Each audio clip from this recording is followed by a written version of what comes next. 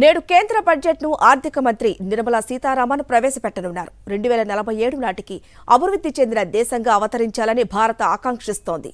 ఈ లక్ష్యాన్ని చేరుకునేందుకు అవసరమైన రోడ్ మ్యాప్ను వార్షిక బడ్జెట్లో ప్రకటించనుంది కేంద్ర ప్రభుత్వం.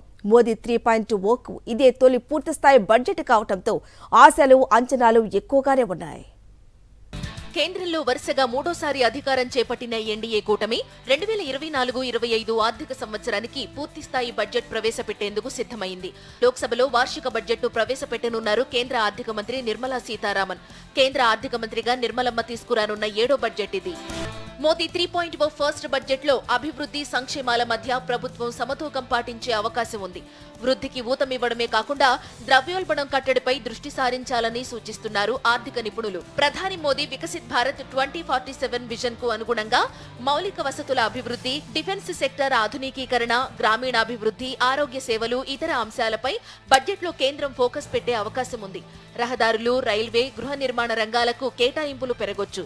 దేశీయంగా ఉత్పత్తి రంగాన్ని మరింత ప్రోత్సహించేందుకు కేంద్రం కీలక నిర్ణయాలు ప్రకటించొచ్చంటున్నాయి మార్కెట్ వర్గాలు.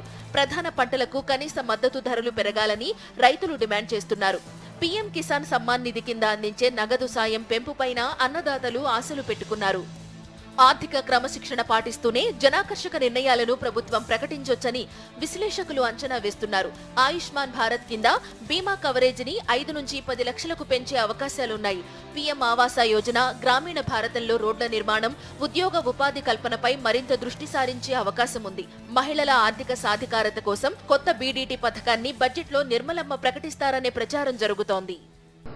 2047 जब आजादी के 100 साल होंगे तब विकसित भारत का जो हमारा सपना है उस सपने को पूरा करने की मजबूत नींव वाला बजट लेकर के हम कल देश के सामने आएंगे.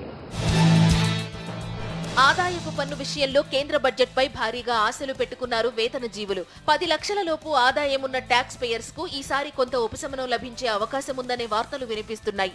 5 లక్షల రూపాయల వార్షిక ఆదాయం వరకు పూర్తిగా పన్ను మినహాయింపునిచ్చే అవకాశం ఉందని అంచనా వేస్తున్నారు ఆర్థిక నిపుణులు.